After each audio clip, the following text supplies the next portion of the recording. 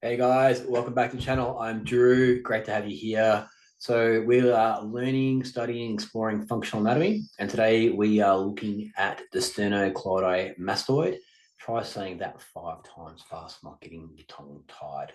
So as always with functional anatomy, we look at the kind of the origin, insertion, bony landmarks, and it kind of then explains what the muscle does when it's contract, which is what functional anatomy is about. So then when you're prescribing exercise, whether it's a stretch or whether it's a strengthening exercise, or you're doing manual therapy techniques, or you're doing like an active release technique, or any kind of massage technique, you know, which muscle you're working on, which angles of muscle fibers work along. It just kind of helps inform your practice and what you're doing. Gives you more confidence. So that 3 layers, which I always talk about, is autonomy, mastery, and purpose. So autonomy means basically understands enough that you can do it on your own, and that leads into mastery. So being able to kind of like continually increase and get better at doing something until you have like enough skill developed that you are super confident and super effective what you're doing. So kind of like a mastery element to it. And then purpose is kind of like multi-layered. So first layer of purpose is understanding the purpose of what the muscles do, so their function or their reason. And then also next layer down, like a higher purpose is like, what's your reason for understanding functional anatomy? So you can be a better personal trainer, better therapist, or just to improve your own knowledge. Okay.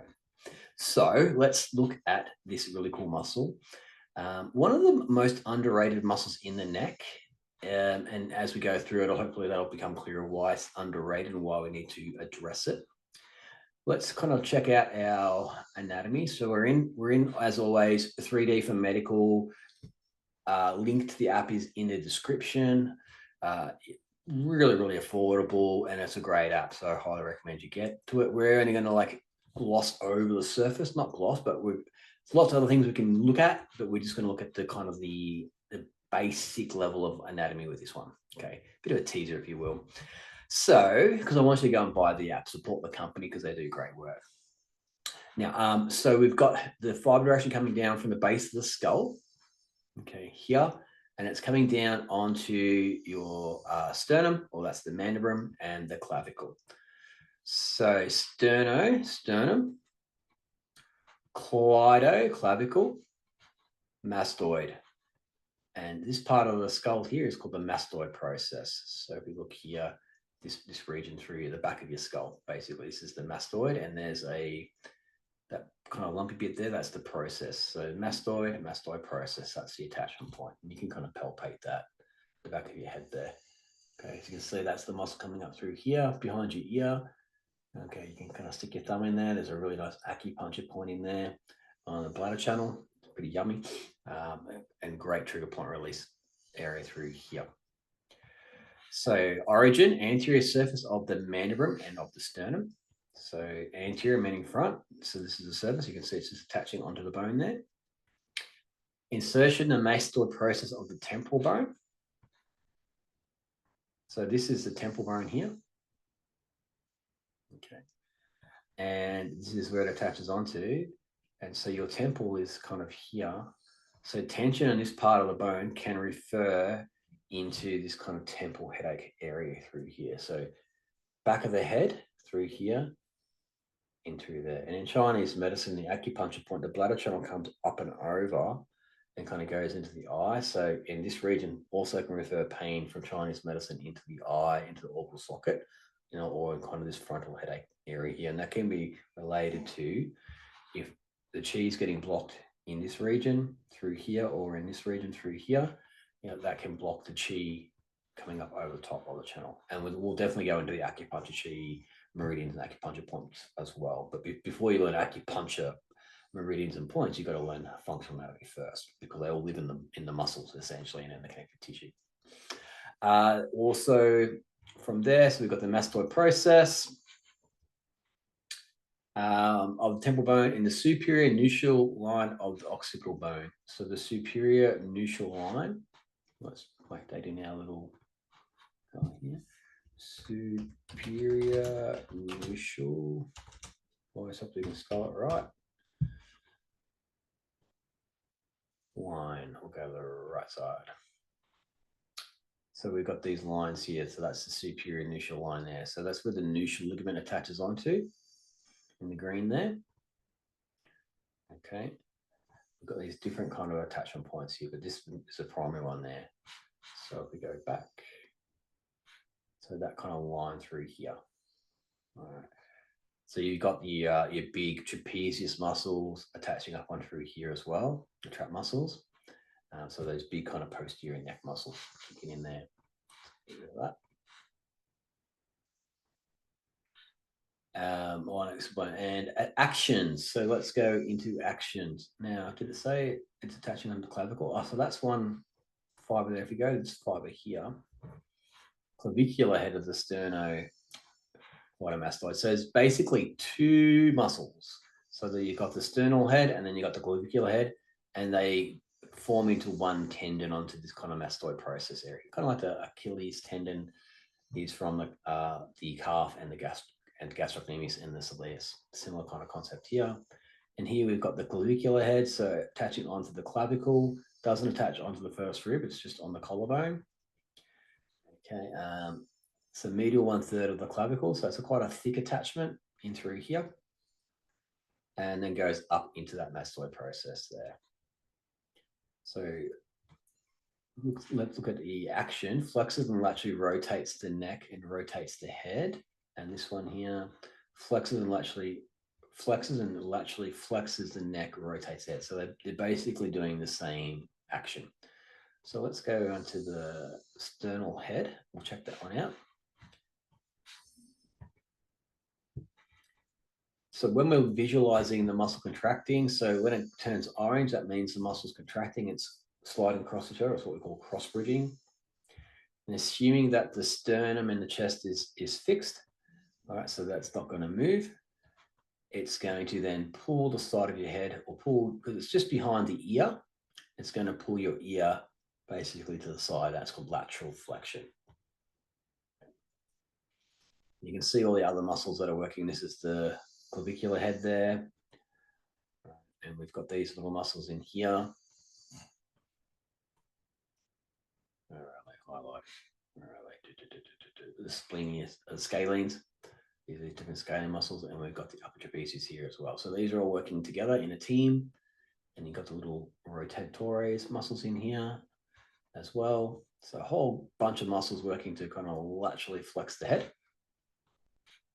And then if we go into the sternocleidomastic flexion part,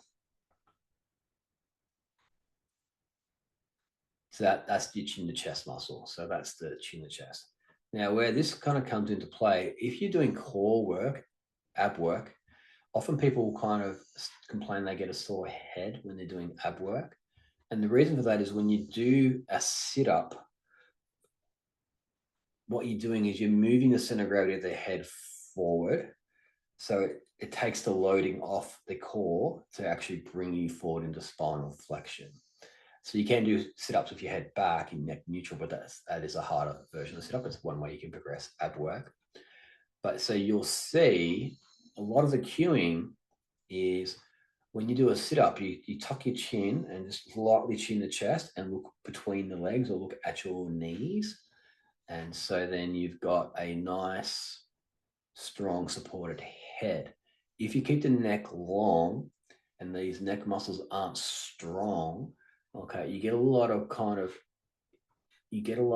in the neck through here, in the kind of where the head sits on the C1, C2 axis. And it can be really uncomfortable for people, particularly when they're starting ab work and core work, because you've got the weight of the head, which is 4 to 5 kilos. It's actually quite heavy. And when usually on your back when you start ab work, and so you're going against gravity, so it's even heavier. And it's very common for people to get sore necks when they're starting doing their abdominal work. So the way you help people with that is you get them just as they come up, just tuck their chin and drop their chin down, so into this slight knee flexion. So here, don't have to go all the way, just so those muscles are on, and so they're supporting, and they're just bringing the weight of the head forward, so it's a bit easier to come up, and that'll take the tension off there.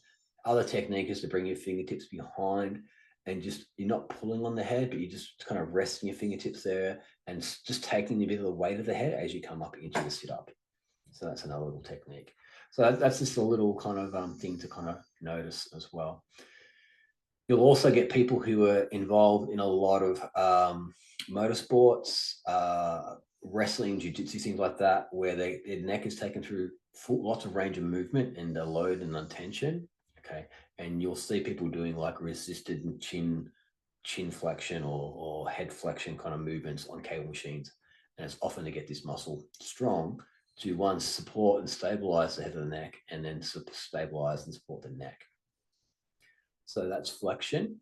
Now, if this muscle gets too tight, what it does is it essentially nods your head forward like that. So this muscle gets tight. Now, a lot of your posture is orientated around keeping your eyes in a horizontal plane, because your balance mechanism connected to your ear is really about keeping your head in this kind of position so that your body can communicate where it is in space. So if you look down, all right, then the eyes have to look forward to orientate you where you are in space. And so what will happen is then the chin will come forward to create that shape. So if you're doing a lot of work at a computer, sitting down, things like that, often what happens is that these muscles here get quite tight and they protract your head forward. And because the tendency is then to kind of a chin down with those sternocleidomastoid muscles, then the chin wants to lift up because you're looking at your screen. And so to create that extension is these kind of posterior muscles here in the back of the neck. And then you kind of close down these joint spaces here, and that can create kind of a lot of issues in terms of impingement and neural tightness and just tension in the headaches. And then that's where you get that temporal headache or that frontal headache coming through. You're getting basically that kind of forward, flex, and then this neck goes into extension. All right, so it's a really, really bad place to be. You don't want to be in that position. So one of the solutions to that posture, that neck issue, is you've got to stretch these muscles here, the sternocleidomastoid, and then you strengthen it. And the best way to strengthen it is you do core work, like you're training that little chin tuck. So when you protract, so tuck your chin in, that creates the long SCM, and then you little chin flexion here. Okay, so contracted, and then as you come up and you sit up, you're actually training that range of movement. So it's quite functional. Then if we look at rotation, here we have the turn. This is quite interesting because you've got both sides working in rotation. So they're both hard and orange. So if you look at it here, come back to the middle. So if this muscle contracts here and this point here is fixed, it's going to pull them that way. So that's going to create the rotation that way. So it's going to pull that way so the head twists. And at the same time, on the other side, it's pulling down this way. So it's quite ingenious how that works together. So it's one of the few examples where you'll get a bilateral muscle and they co-contract, and that is creating rotation just because of the pivot point and the axis point of where the head's sitting in space. It can also reverse the other way, where it's not shown in these diagrams, but if the head is fixed, because these muscles are attaching onto the ribs and onto the sternum, okay, they can lift the rib cage up. Okay, so when you lift the sternum up, you lift the ribs up.